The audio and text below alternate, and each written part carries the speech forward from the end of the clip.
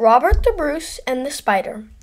Hundreds of years ago, Scotland had a king called Robert the Bruce. He was very brave and wise.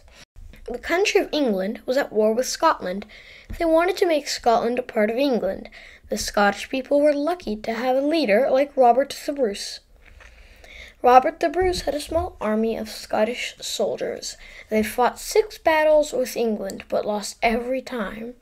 The English army was much bigger and stronger than the Scottish army. When King Bruce and his army lost the 6th battle, they were not allowed to stay in Scotland. Robert the Bruce became a refugee in his own country. He had to hide in the forest and in caves because if the English army caught him, he would be put in prison. One day when he was lying down inside of the cold cave, hungry and tired, he noticed a spider getting ready to spin a web. He watched this spider as she worked slowly and carefully, holding her thread gently. She tried to reach the other side of the cave wall, but she slipped and fell. However, to Robert the Bruce's surprise, this did not stop her. She climbed back up the cave wall and started the process all over again. 6 times she tried, and 6 times she failed. King Bruce was amazed at her determination. The tiny spider kept on trying, again and again and again. Robert realized that there was a lot of similarity between the spider and himself. He also tried to fight the English army 6 times and failed, just like the spider 6 times. While he was thinking about this, the tiny spider crawled up the wall and began to process all over again for the 7th time.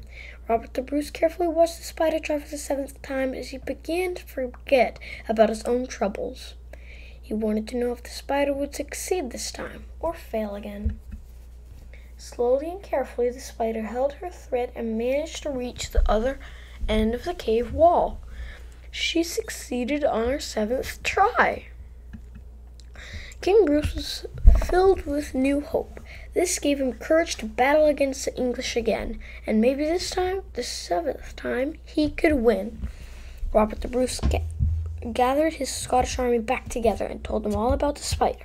This provided everyone with hope and inspiration.